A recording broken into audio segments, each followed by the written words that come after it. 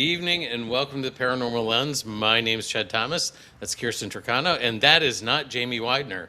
What? Nope. That is Alex Thomas. Welcome to the show, Alex. Thank you. Jamie reached out. He's on vacation today and was hoping that he would make it back in time, but he did not. And Alex is filling in for me next week. So I'm like, oh, why don't you jump on and help us tonight? And here he is. Here I am. So guys, how was your week? How are things going? I'm tired. No, Yep. it's been a good week. It's just been crazy, busy, work stuff with Cassie. So getting ready to also go on a vacation. So it's been a lot. Mm-hmm. I've also been very busy. I'm going camping this weekend, so getting all that plans prepped. Do you have your Very ghost, busy day. you have your ghost stories for around the campfire, Alex? Oh yeah, obviously. All right, well, good. So you're gonna experience some ghost stuff, huh? Let's not. Are you sure?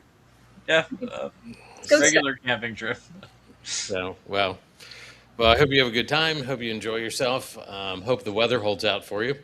Me too. So It's okay, Alex. I'll do ghost stuff this weekend. So Okay, good. yeah. so I'm guessing, Alex, that you're going to be in the woods, right? I will be in the woods. So the story tonight, since it's we'll just jump right into it. Our story tonight is about something that happened in the Ozark Mountains. Which beautiful area. I'm going to be the first one to say it, but I think we should do a road trip there because it's just gorgeous. Yes. But I'm going to talk about the Crescent Hotel tonight. Are either of you familiar with it at all? I've heard of it. Okay. Well, there's a lot to it, and some interesting stories of things that happened there. So let's jump into it. We're going to peel back the layers on one of the most historic and reportedly haunted landmarks in the Ozark Mountains, the Crescent Hotel, known affectionately as the Grand Old Lady of the Ozarks. Nestled high above the picturesque town of Eureka Springs, Arkansas, the story begins long before the hotel itself was ever built. The region's natural springs were known to Native American tribes who believed the waters possessed the healing properties. As settlers moved into the area, word of the restorative properties. Hold on, I forgot to put up the slides. I was about to ask. So where was I now? As settlers moved into the area, word of these restorative springs spread quickly, attracting visitors seeking health, relaxation, and renewal. Before long, a small community began to shape among the lush forests and rugged cliffs of the Ozarks. By 1879, that community had become the town of Eureka Springs, known as a place of solace and rejuvenation. The town grew at a remarkable pace. By 1880, records indicated that approximately 2,000 structures had been built and that more than 15,000 people either lived in or regularly flocked to the area. Recognizing the region's tremendous potential, Arkansas Governor Powell Clayton became one of Eureka Springs' strongest advocates. Working alongside the Eureka Springs Improvement Company, he helped secure a major transportation link to the growing resort town. In 1882, a railroad spur from Seligman, Missouri, connected Eureka Springs to the expanding rail network, making travel to the area far more accessible. The arrival of the railroad transformed Eureka Springs almost overnight. Its reputation as a healing retreat spread across the country, and the visitors began arriving in ever-increasing numbers. Seeing an opportunity to capitalize on the town's popularity, the Eureka Springs Improvement Company realized that a grand hotel was needed, one that could accommodate affluent travelers while showcasing the area's natural beauty. In 1884, a site atop Crescent Mountain was selected for what would become one of the most iconic buildings in Arkansas. The vision was ambitious: create an opulent resort that blended luxury with breathtaking views of the surrounding Ozarks. Just 2 years later, in 1886,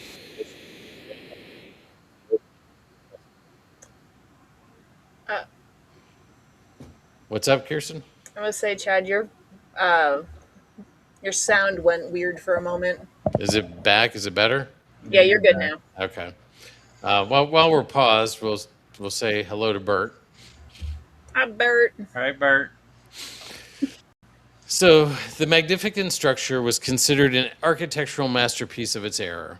Built with meticulous craftsmanship and remarkable attention to detail, the hotel immediately established itself as a premier destination for wealthy travelers and social elites.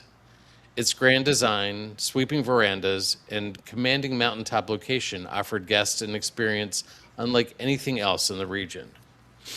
The Crescent quickly attracted prominent figures of the day, including renowned statesman and former Secretary of State James G. Blaine, as well as the famous orator and politician William Jennings Bryan.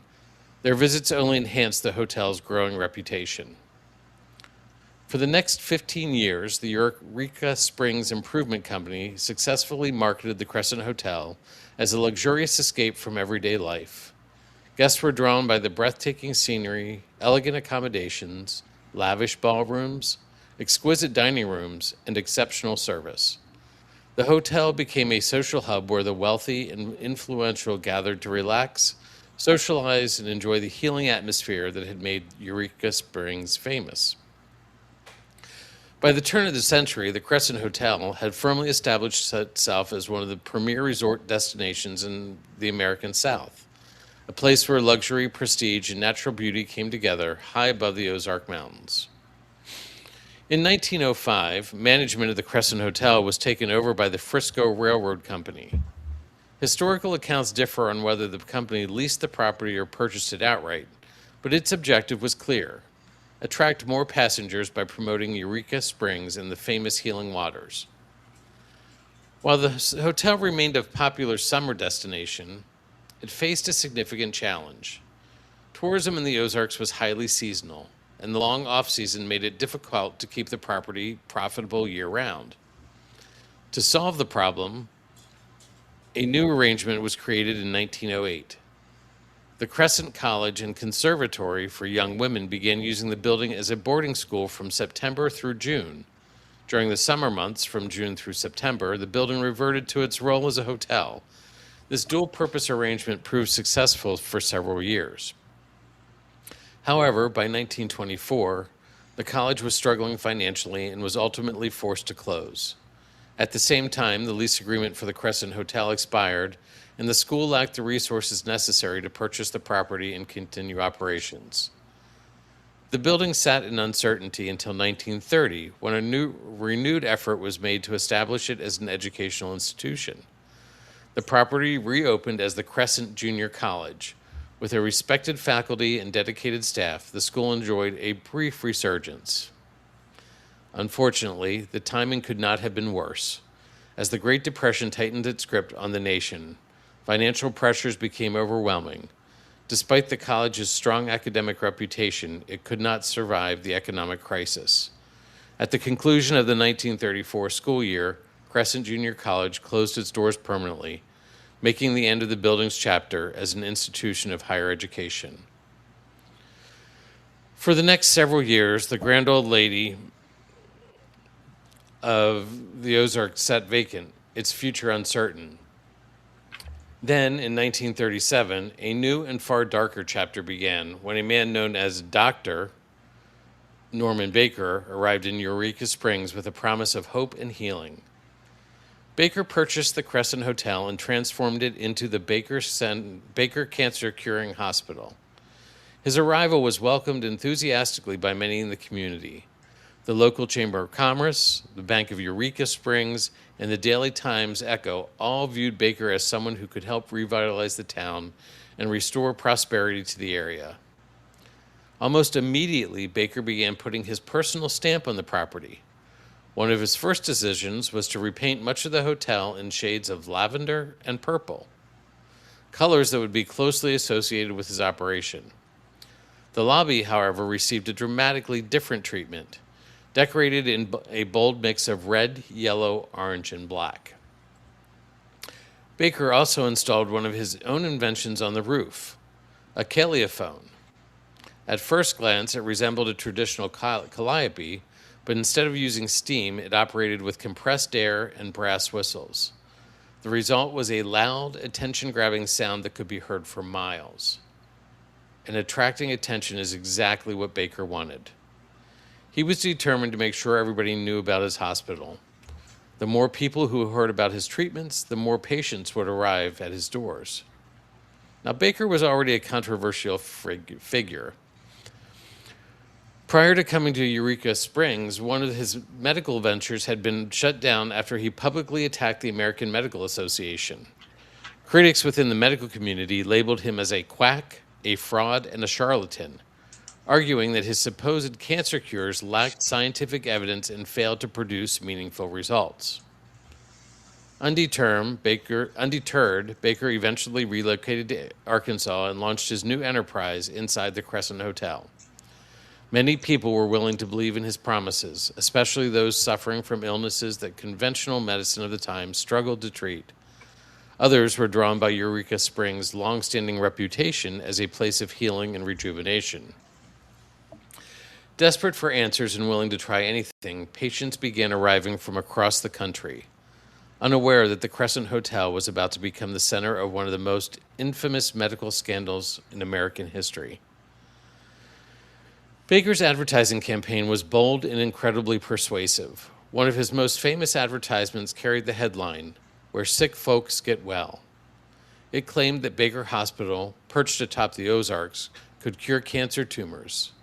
The ad proudly described the hospital as being 2,000 feet above sea level and emphasized that treatment was provided without surgery, radium, or x-rays. It even reassured potential patients that every room comes with a connecting bath. To many people in the late 1930s, this sounded like an incredible opportunity. If you or a loved one were suffering from cancer, Baker's promise of a painless cure must have seemed almost miraculous. His sales pitch was simple and effective. Cancer treatments of the era were often crude, painful, and frightening. Radium therapy could leave patients severely burned, disfigured, and weakened. Baker presented himself as a compassionate alternative. Instead of a painful medical process, he offered pain-free treatment in the relaxing setting of a mountain resort. His message was clear. Why endure harsh treatments when you could come to the Crescent Hotel, receive a painless tonic, and recover in comfort? For $500, a substantial sum at the time, patients would receive treatment while staying at what essentially was a spa-like retreat. Now, room and board were charged separately. Baker promised that most patients would be cured within 3 to 6 weeks. If they weren't cancer-free by then, he claimed they could return for an additional treatment free of charge, paying only for transportation, lodging, and meals. Behind the glamorous promises, however, the medical operation was alarmingly primitive. Examinations reportedly consisted of Baker feeling, pinching, and visually inspecting patients. The hospital contained no microscopes and lacked many of the basic tools expected in legitimate cancer treatment. Now, Baker didn't stop with cancer. He also advertised guaranteed cure for hemorrhoids, varicose veins, and numerous other ailments, often using the same handful of injections regardless of the disease being treated. The tragic reality was that the treatments didn't work. Many patients deteriorated and many died. For a time, Baker managed to stay ahead of his critics, but after roughly 2 years of operating in Eureka Springs, he encountered an opponent he hadn't anticipated: the United States Postal Service. After several failed attempts to stop him through other means, federal authorities finally found a way to bring him down. The key evidence was his advertising.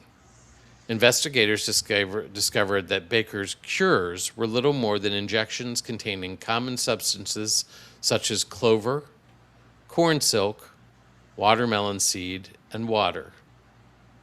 Because he used the mail to promote fraudulent medical claims, the government charged him with mail fraud. Norman Baker was convicted and sentenced to 4 years in federal prison at Leavenworth, bringing an end to one of the most notorious medical scams ever associated with Crescent Hotel. At one point, I think I read he had brought in like $1.5 million in a year. But even after Baker's departure, the mysterious surrounding of his operations continued to surface. Over the years, stories emerged about the extraordinary measures Baker allegedly took to protect himself. According to local accounts, his office was lined with bulletproof glass, equipped with a hidden escape tunnel, and stocked with 2 submachine guns kept within easy reach. Whether these precautions were the actions of a man expecting enemies or simply part of the mythology that grew around him, they only added to the legend of the Crescent Hotel. Then, in 2019, a discovery brought renewed attention to Baker's dark chapter in the hotel's history. While working on the grounds, a landscaper uncovered what appeared to be a dump site containing dozens of bottles filled with medical specimens. Testing later confirmed that the preserved remains were human tissue samples believed to be connected to Baker's hospital operation. Today, some of these recovered specimen jars are displayed during the hotel's nightly ghost tours, offering visitors a tangible connection to one of the building's most unsettling periods. Yet the physical evidence is only part of the story. Long after Baker was sent to prison, rumors persisted that the suffering, desperation, and the deaths associated with his hospital left a lasting imprint on the property. Guests, employees, and paranormal investigators have reported unexplained voices, shadow figures, phantom footsteps, and encounters with apparitions believed to be former patients and staff. These stories have helped transform the Crescent Hotel from a historic landmark into what many consider one of the most haunted hotels in America. Today, the Crescent Hotel has been beautifully restored and once again operates as a luxury hotel overlooking the Ozark Mountains. Visitors can stay overnight in historic rooms, dine in the hotel's restaurants, enjoy the scenic grounds, and experience the same breathtaking views that attracted guests more than a century ago. Of course, for many visitors, it's not the history or the scenery that draws them to the Crescent. It's the ghosts. The hotel embraces its haunted reputation with a variety of guided experiences. The most popular is the nightly ghost tour, which takes guests through some of the building's most infamous locations while exploring both documented history and reported paranormal activity. Visitors can view artifacts recovered from Baker's hospital era, hear stories of the hotel's most famous spirits, and visit areas where countless unexplained encounters have been reported. For those seeking a more immersive experience, the hotel offers extended paranormal investigations, giving participants access to locations that are typically off-limits to regular guests. These investigations allow visitors to use ghost hunting equipment and conduct their own exploration of the property's reported hotspots. So what has been found? Here are some of the stories that the Crescent Hotel itself shares. We're going to start with Michael, the stonemason of room 218. The most famous spirit associated with the Crescent Hotel is Michael, an Irish stonemason who reportedly died during the hotel's construction in 1885 and 1886. According to hotel history, Michael was one of the several Irish craftsmen brought to Eureka Springs to work with the limestone used in the hotel's construction. He allegedly fell from the upper portion of the building and landed in the area that later became room 218. Room 218 has become the hotel's most requested room and is often described by the hotel as its most active paranormal location. Over the years, guests have reported hearing loud crashes, doors opening and slamming shut, unexplained touches, voices, and sighting of an apparition believed to be Michael. The hotel classifies Michael as a poltergeist because many reports involve physical interactions with the environment rather than simple visual sightings. One reason Michael's story remains so enduring is that it connects directly to the building's construction. Unlike many ghost legends that appear decades later, his story is rooted in a specific accident said to have occurred while the hotel was being built. Whether visitors believe the haunting or not, Michael has become the symbolic face of the Crescent's paranormal reputation. Next, let's talk about Theodora, the helpful woman of room 419. Theodora is perhaps the hotel's most courteous ghost. Hotel accounts identify her as a former cancer patient from the Norman Baker Hospital era of the late 1930s. Other versions of the story suggest she may have been a nurse, but the hotel's official ghost history describes her as a patient. Guests and staff have reported seeing an elderly woman outside room 419, appearing confused and searching for her room key. Theodora's most unusual characteristic is that she is said to clean up after the guests. Numerous reports describe personal belongings being neatly arranged, clothing folded, and rooms appearing tidier than when the occupants left them.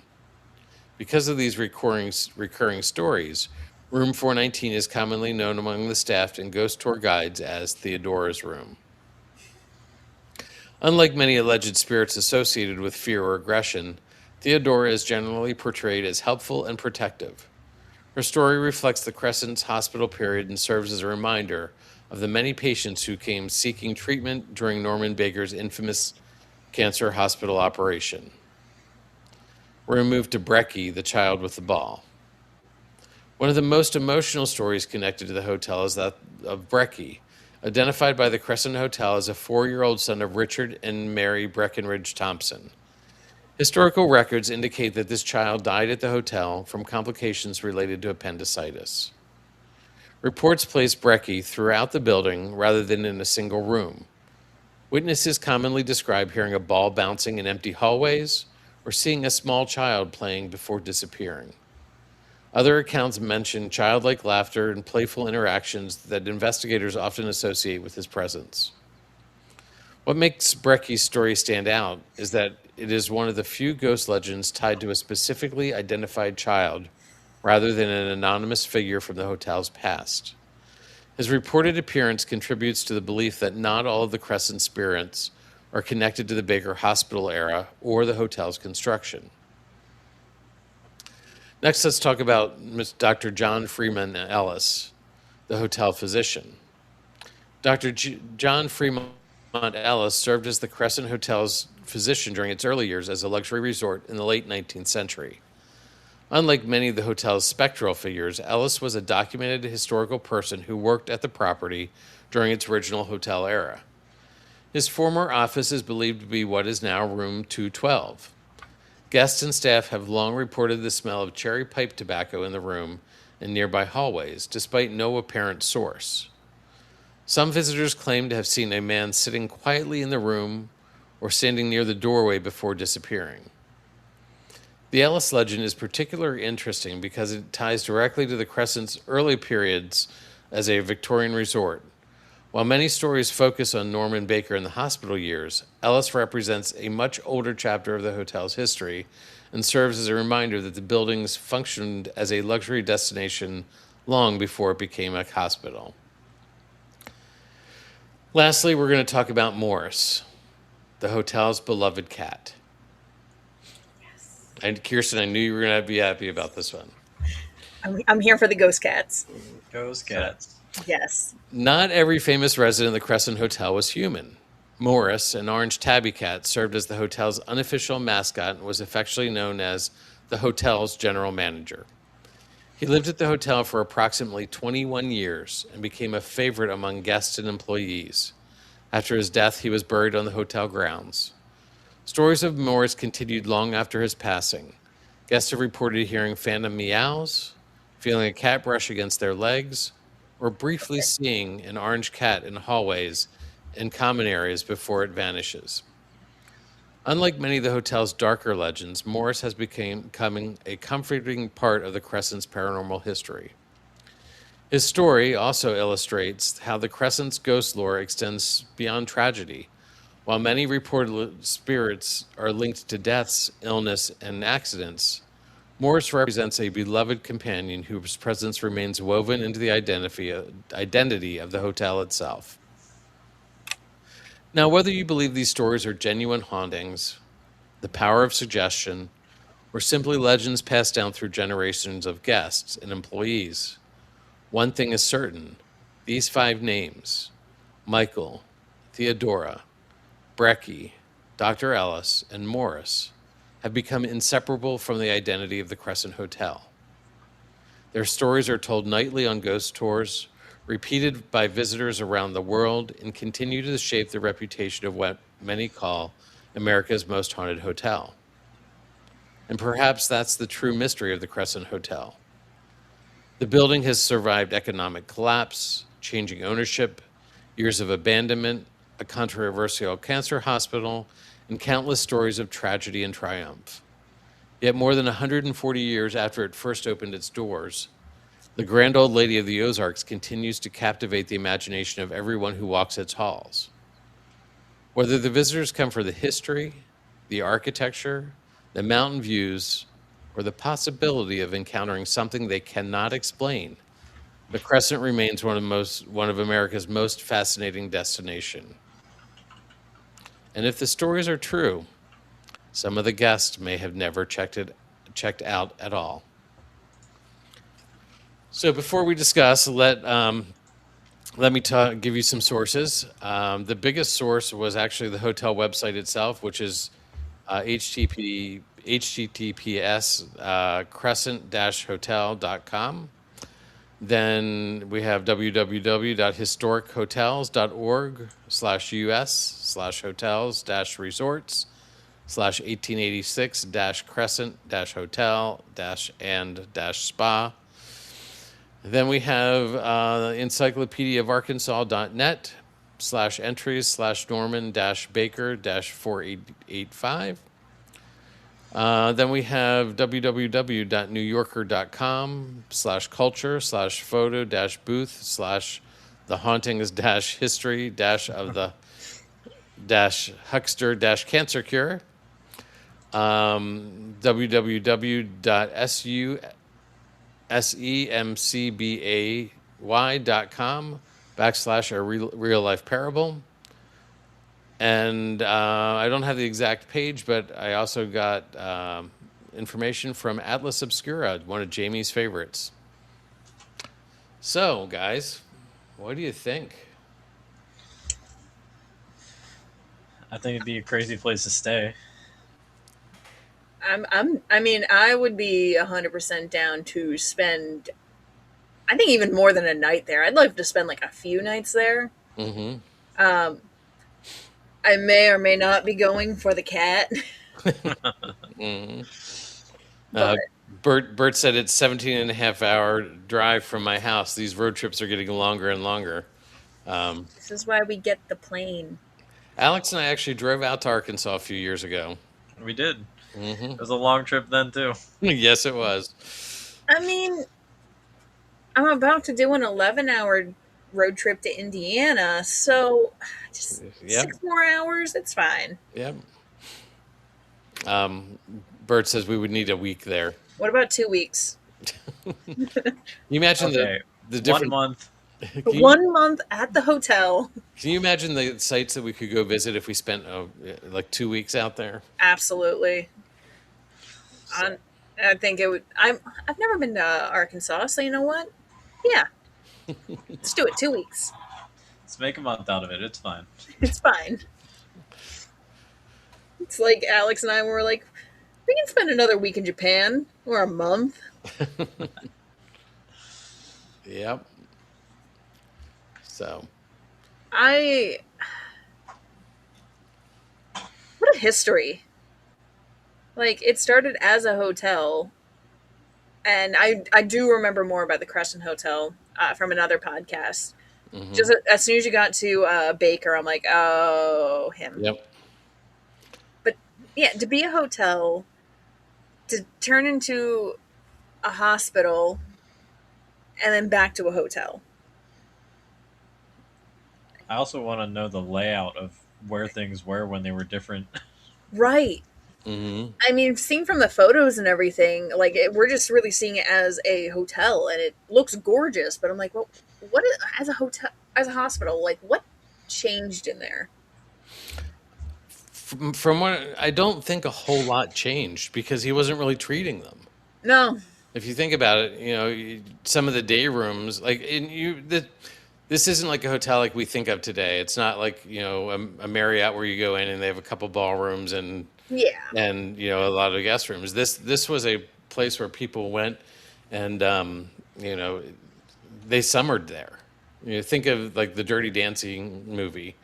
They had shows and they had that you went and you spent time there. Yeah. So this would have had dining rooms and ballrooms where they would go hang out and dance, and they would have afternoon teas with music and then nightly party. Like, so there was probably a lot of large rooms that would be his treatment centers, but everybody had their own room and their own bathroom apparently. So A plus. Um, we need to go because Heather also has never been to Arkansas. So road trip. yep. Sounds like a Also, road trip. because of a stupid meme that I've seen, I struggle with saying Arkansas now. You must say Arkansas, don't I you? want to say Arkansas so bad. Arkansas. So if you ever hear me kind of like stopping for a moment, it's because I'm correcting myself.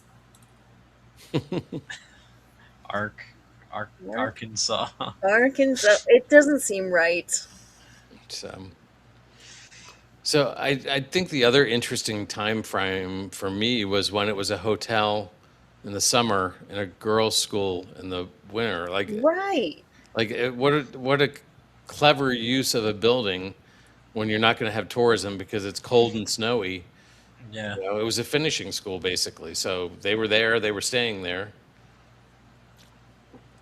Just, yeah. I feel like I don't know, being able to go like, yeah, I was in school in a hotel. Hmm. I feel like not a lot of people can really say that. Right. No. Honestly, I would be interested if there were any spirits that were linked from the girls' school there, or just residual energy from that. Yeah. Well, again, I'm sure with this much history, there's residual energy from all those eras, and it may be getting drowned out by some of the other stuff. Yeah, I mean, I'm glad that the cat is still there. And speaking, That won't ever get drowned out. Honestly, I'm surprised Baker is not there, or so like. I don't know. He had a couple other hospital ventures, and I don't know. He's probably being run out of it. So, um, speaking of the cat, can you believe the cat lived there 21 years? I'm impressed by That's that. Like, amazing. I think the oldest cat I've known was like 17 or 18. Like, that's my oldest cat is 17 right now, and I'm like, how are you still looking so young and like doing all these things? But a cat to be 21 is mind blowing to me. Mm-hmm. It's crazy. Yeah. Bert says if we're going out there, we need to hit multiple stops. Do you have a list of these stops? Well, Road trips. I mean, Stops the whole way down. we could go through, West Virginia, so we could hit, some of those places we've already been. Then Ohio, we've got the Reformatory, we've got some other places there that we've talked about. I mean, hospital on College Hill. Yep, That's kind of in that way. So, yep. and we just bring Steve because Steve wants to be there with us. Oh, so now we got to coordinate another person's vacation in with our time off in with ours. That's going to be Send him the link to the calendar. oh my. So yeah, it's an interesting story. I think, again, with all the layers of history and activity, I want to say it's got paranormal activity. And it touts itself as one of the most haunted hotels in the United States. My guess is probably up there. Yeah. Yeah, I mean, If you're waking up and somebody rearranged your stuff on your nightstand overnight, that would that would be pretty interesting. yeah. Heather said, "Don't get him started. He will have a spreadsheet ready for you by the next show." You know what? I'm not complaining. I want the spreadsheet. So, and if I'm gonna, uh, if I'll put that up in a second.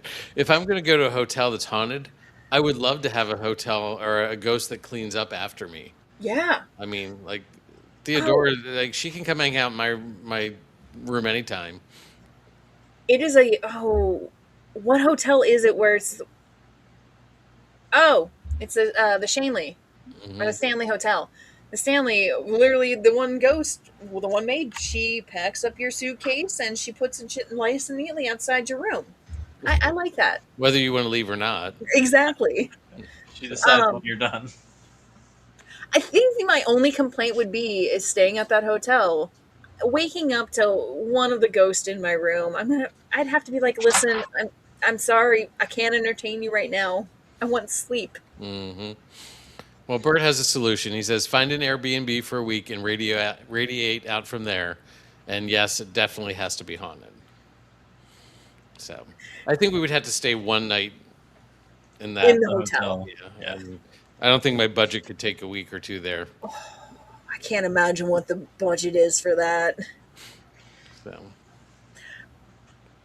This is a place though that I feel like it's similar to like how I say like with the Tower of London or Hampton Court. I just want to walk around at first and just be like in an area for at least 10 minutes to kind of feel the energy that's there. hmm. Because there's no way that the whole hotel has the same energy feeling. Like there's with the amount of history, it probably is like those waves.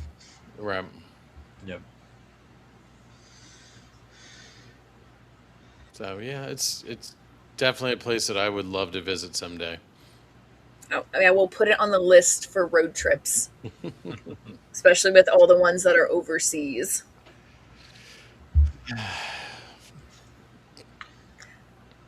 So um, yeah, any other thoughts on it?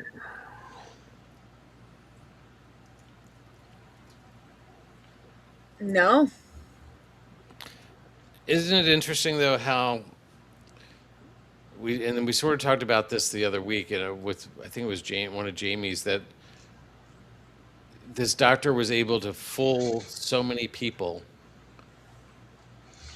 into believing that he had a cure that was painless and like Oh, like it was Mercy Brown, how it was everyone linked right to this was vampire because it was they were right, looking for right, something. Um, I mean, again, for the time period where, yep, especially with cancer, for like the treatments and everything, there really wasn't much knowledge or how to treat it. So for someone to be out there going, "Hey, I got the cure for something as terrible as cancer," I'm not shocked of people jumping on board of going, "Yes, this is going to help me." right, Yeah. I mean, especially with cancer, there's still sometimes today where people will be like, "Hey, you don't have to do this chemo or this radiation. I have this holistic way," and people still follow it. hmm, So, yeah, to me, it's not shocking that people were like tricked by him. right, Shame on him.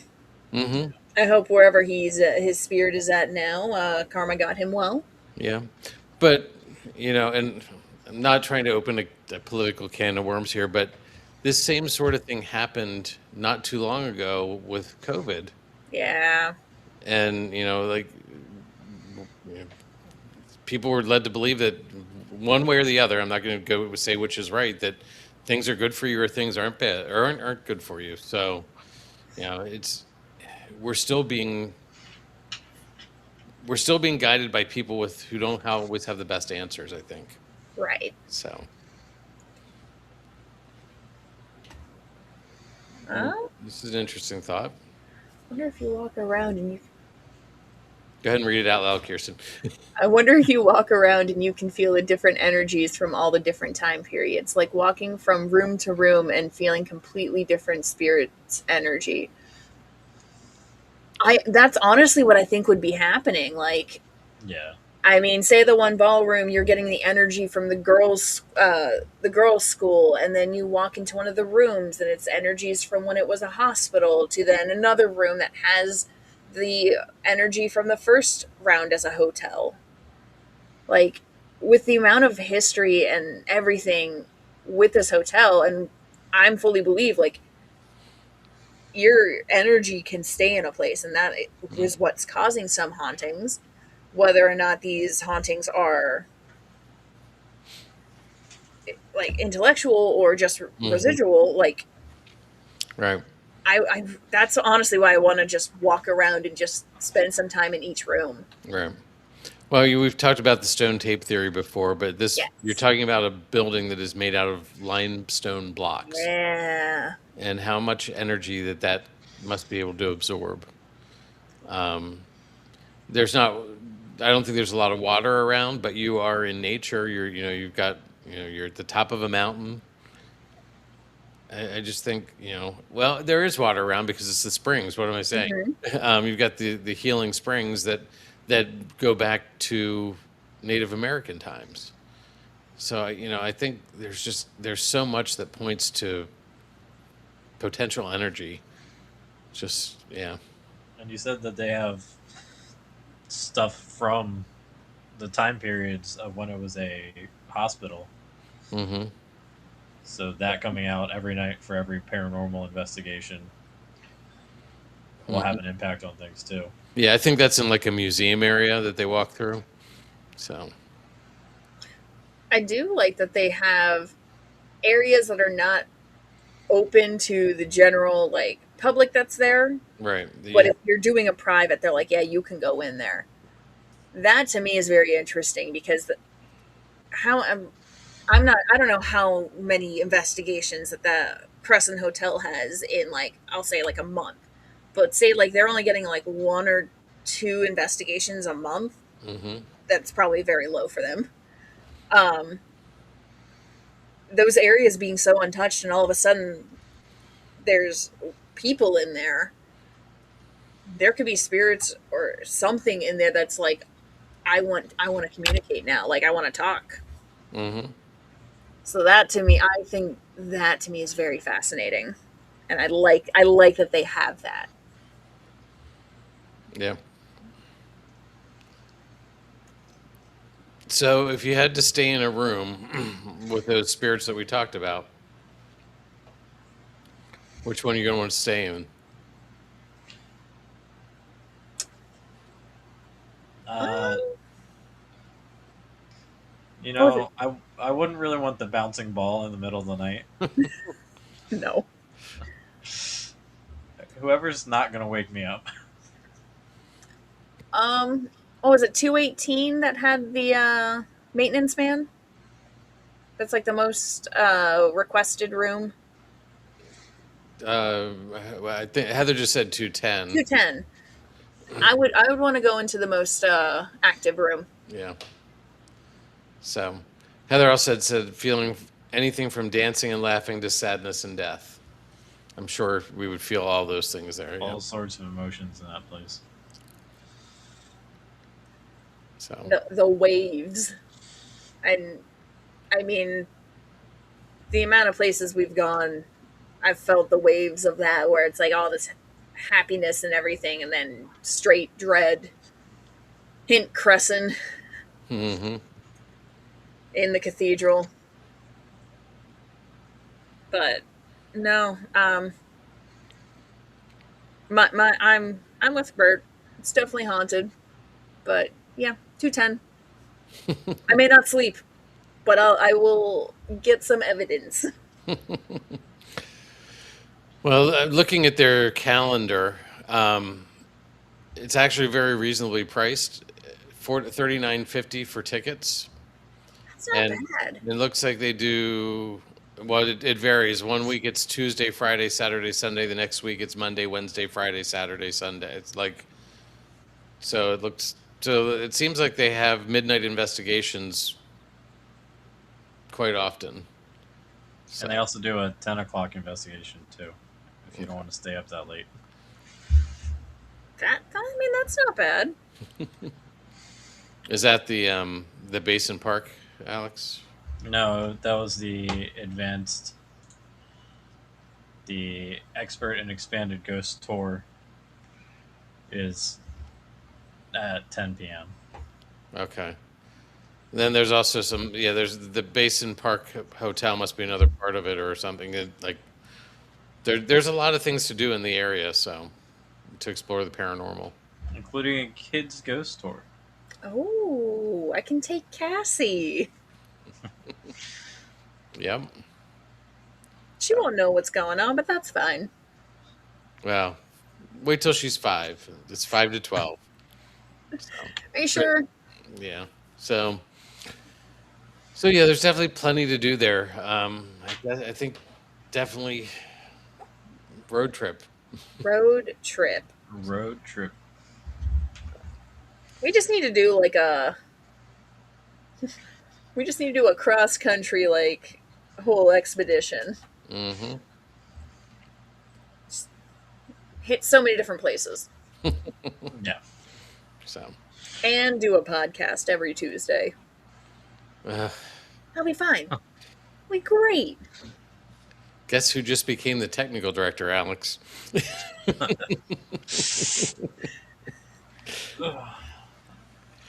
We don't pay Alex enough. No, I wasn't talking about Alex. Or is it me? I don't know what I'm doing. so anyway, so yeah, I definitely think it's worth it. I wish we could do a trip. I know it's not going to be anytime in the near future, but it would definitely be worth it. So Well, we get the paranormal plane. We just fly out there. It'll be fine. yep. Yep. Bert can start the GoFundMe, and yeah.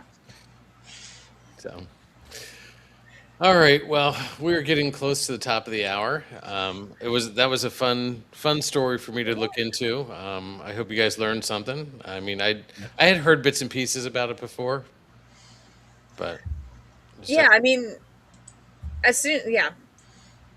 or like earlier when I was like, yeah, I haven't heard anything really about it. Like I've heard the name, but then as soon as you start talking about it, I'm like, no, I've heard this in a podcast before yeah. that was specifically about it. So, So, good episode. thank you. Yeah. So, all right. Well, let's talk about what's coming up next.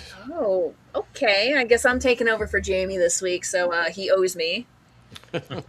So next week we're not. Jamie's going to be covering one of my favorite cryptids, the Fresno Nightcrawler, which has been very fun explaining to Alex.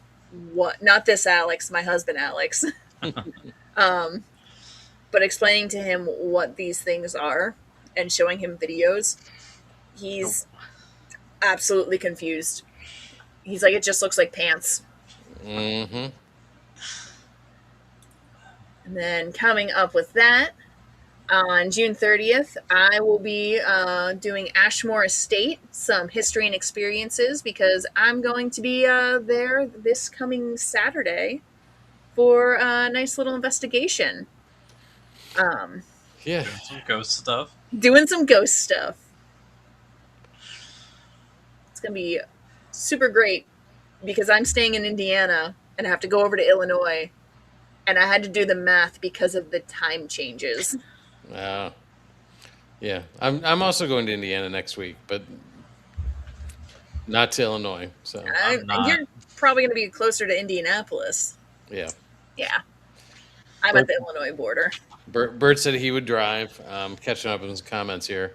Paula said it was really interesting, and that she would definitely spend the night.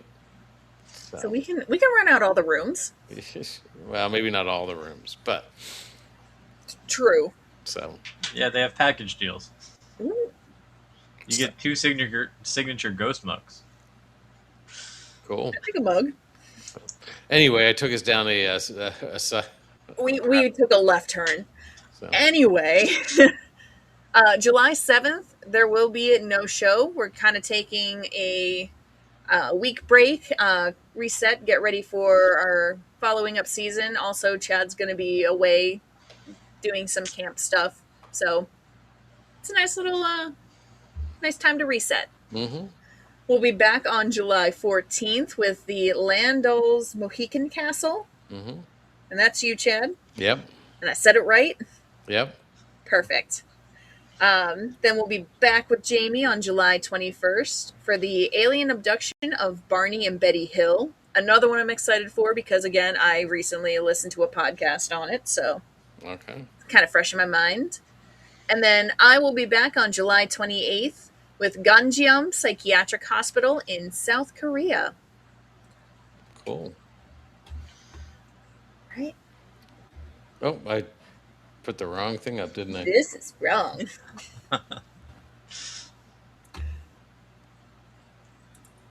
There we go. I got us, Chad. We need All right. If you want to get in contact with us, we have a few different ways you can. One of them is to go to www.jot-nixparanormal.com. You can email us at the podcast with info@paranormal-lens.com. We also have a link tree. If you can look at our store, believe it takes us to our episodes. It's been a while since I looked at our link tree. So, Chad confirmed for me. Thank you. But that you can get to there with, that is linktr.ee/paranormal lens. Or if you want to help support the show at all, you can also go to Buy Me a Coffee. Even if you don't want to, that's completely fine. We're going to be here still, giving the same episodes and everything. But that link is buymeacoffee.com/paranormal9. Or if you're watching, we do have a nice little QR code up on the screen for you to go ahead and scan to get in there too. Cool. Wow, Jamie doesn't have to be here, and I don't mess up everything. Well, he makes you nervous. Obviously. So, well, and next week I won't be here, so Alex will be joining us again. So, Yep, from So it'll that be ghost podcast stuff. studio. so yes, Alex will be in the Paranormal Lens Lounge next week. So, And it'll be ghost stuff next week. It'll be ghost stuff. so, well, guys, any final thoughts before I wrap us up and get us out of here? Just great episode. Yeah. Cool. So, all right. Well, as the lights go out and the halls of the Crescent Hotel grow quiet, we're left with one final question. Are the stories of its ghosts simply echoes of the past, or are some chapters still being written? Whatever you believe, never stop asking questions and never stop exploring the world around you. From all of us at the Paranormal Lens, thank you for watching tonight. We'll see you next week. And remember, stay alert, stay respectful, and stay curious. Good night, everybody.